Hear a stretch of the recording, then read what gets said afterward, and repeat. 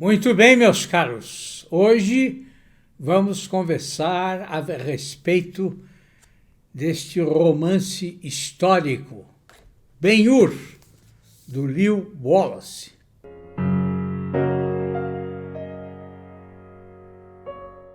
Poucos autores encarnam tão bem o ideal do homem, digamos que multifacetado do século XIX, quanto o Lew Wallace.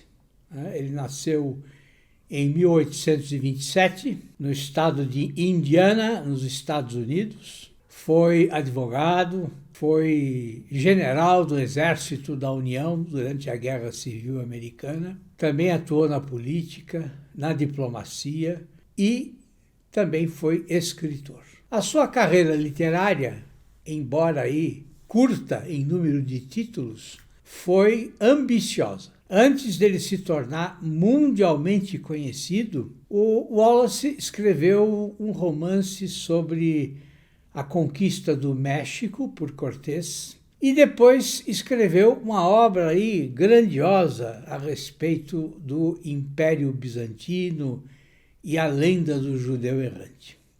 Mas foi com o romance Ben-Hur, publicado em 1880, que o Lew Wallace entrou para a história da literatura americana e também, claro, para o imaginário cristão ocidental. Então, assim, Ben-Hur é, ao mesmo tempo, um romance histórico, um drama de vingança, uma narrativa de conversão e também de proclamação religiosa. O protagonista, que é o Ben-Hur, é um príncipe judeu injustamente condenado pelos romanos.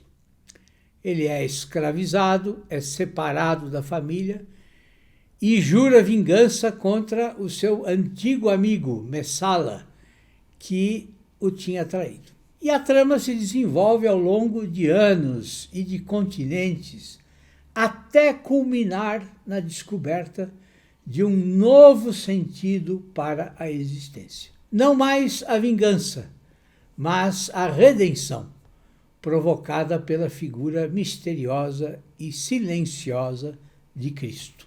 Bom, mas o que é que faz este romance ser digno da nossa atenção?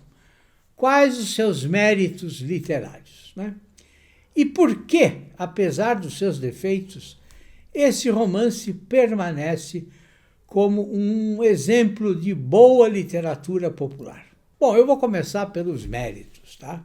O primeiro e o mais evidente, né, é a impressionante reconstrução histórica do mundo romano e da Palestina do século I depois de Cristo. O Wallace se dedicou por anos à pesquisa de fontes clássicas, né? Ele leu Flávio Joséfo, Tácito, Plínio o Jovem e vários outros autores.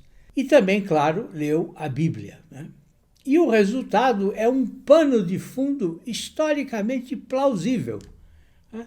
Embora nem sempre isento de erros e de algumas idealizações. As descrições da vida em Jerusalém, da brutalidade das galés, da organização do império e, sobretudo, da famosa corrida de bigas, né, são marcantes, né? Aliás, essa cena da corrida de bigas é uma das passagens mais vivas da literatura popular do século XIX. Ela é escrita com uma tensão crescente, com ritmo visual e com domínio técnico. E foi justamente essa sequência que as adaptações cinematográficas exploraram com maestria. O segundo mérito do romance está na sua estrutura narrativa. O Wallace divide o romance em 8 livros, de uma maneira aí clássica, e equilibra cenas de ação com passagens mais introspectivas. Então, a jornada do Ben-Hur é cuidadosamente construída, né? Quer dizer, não se trata de uma conversão repentina, mas de uma transformação paulatina que exige sofrimento, desilusão, luta interior. Dessa maneira, o arco dramático é sólido. Ele começa com a injustiça, passa pelo ódio legítimo e termina no abandono do desejo de vingança diante da figura de Cristo. Bom, e é aqui que surge, então, o terceiro ponto positivo. A maneira como Cristo é representado. Porque Wallace opta por uma abordagem indireta. Cristo aparece poucas vezes, nunca fala diretamente, e a sua presença tem algo de sagrado justamente pela sua discrição. Então, ele é, por assim dizer, um eixo oculto da narrativa. E quando ele finalmente intervém, isso ocorre no momento mais simbólico, a crucificação, em que Ben-Hur presencia a morte do homem que tinha lhe ensinado o perdão sem palavras.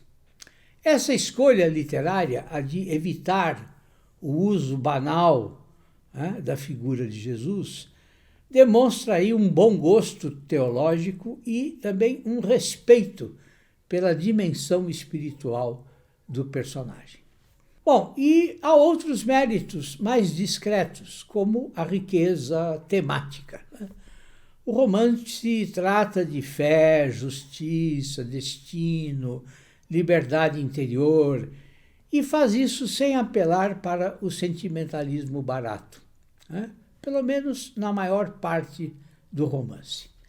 A crítica à opressão romana é feita com nuances, os judeus não são idealizados, e vários personagens secundários introduzem contrastes sociais e religiosos que enriquecem o universo narrativo. Bom, e no que diz respeito ao gênero literário, o romance Ben-Hur se insere com dignidade na tradição do romance histórico cristão, herdeiro aí do Walter Scott, mas com preocupações teológicas que antecipam, em parte, o sucesso de outros autores, como, por exemplo, Mika Waltari. É uma tentativa séria de unir narrativa épica, reconstrução histórica e mensagem espiritual. E o sucesso do livro nos Estados Unidos foi imediato. O romance se tornou, assim, mais vendido no século XIX do que até mesmo a Cabana do Pai Tomás. Bom, esse sucesso, porém, ele não pode ser entendido apenas como fruto de uma boa narrativa de aventura. Não se trata apenas disso. Ben-Hur foi publicado em um momento de transição cultural nos Estados Unidos, quando o imaginário cristão tradicional começava a ser desafiado por correntes intelectuais como o darwinismo, o racionalismo científico e o materialismo. O final do século XIX assistiu ao avanço de um secularismo discreto, mas crescente, que ameaçava deslocar a religião do centro da vida pública para uma periferia sem importância. Nesse contexto, o romance do Wallace funciona também como um gesto de resistência simbólica.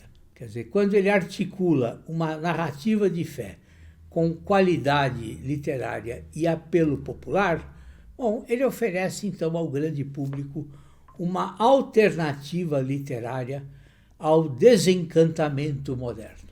Quer dizer, ele reafirmava que a fé cristã ainda podia ser não só objeto de devoção, mas também de imaginação estética, e que o cristianismo, longe de ser apenas um resíduo do passado, permanecia como uma chave interpretativa válida para compreender o sofrimento, o heroísmo e também a redenção.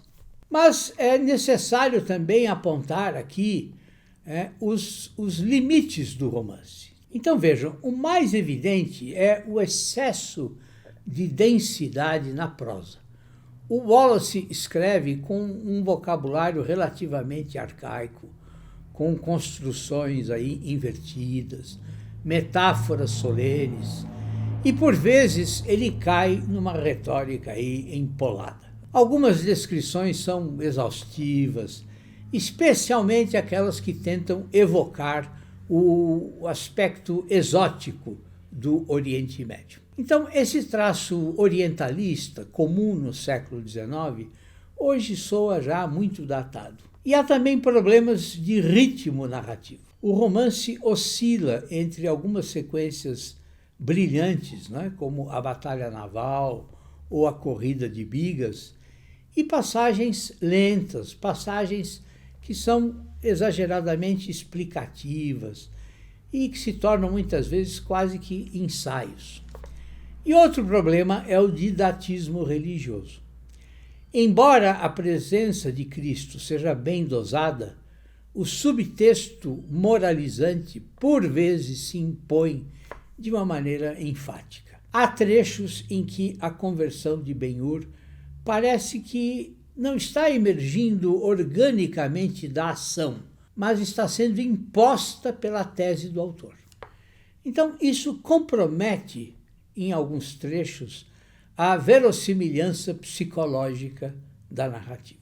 Os personagens femininos, eles também deixam a desejar. Por exemplo, Esther, Esther é retratada como o ideal vitoriano de virtude silenciosa e submissão devota. Então, assim, ela serve mais como um símbolo moral do que como um personagem que tenha densidade própria. Essa e outras figuras femininas, elas têm pouca autonomia e falta a elas um conflito interior real. Por fim, eu acho que também é importante mencionar o uso frequente de coincidências narrativas, Então, a descoberta súbita de que a mãe e a irmã de Ben-Hur estão vivas, o reencontro com Messala em alguns momentos cruciais, a constante intervenção de forças providenciais, Tudo isso, embora seja aceitável dentro do gênero específico do romance histórico, enfraquece a tensão dramática quando é usado em excesso. Apesar de tudo isso, Ben-Hur continua sendo um bom romance histórico e, mais do que isso, continua um excelente passatempo literário. Nós não estamos diante, claro, de um Dostoiévski ou de um Flaubert, mas também não estamos diante de uma obra vulgar ou simplista, de jeito nenhum.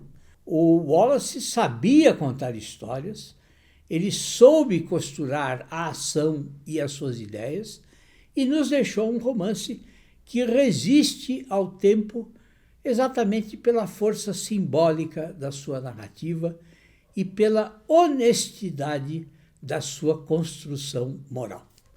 Então, para o leitor contemporâneo, o romance Ben-Hur pode ser uma leitura desafiadora em termos de linguagem, em alguns trechos, mas ele também é recompensador. Ele é uma lembrança de que a literatura popular pode ser feita com ambição, com decência estética e com sentido de transcendência.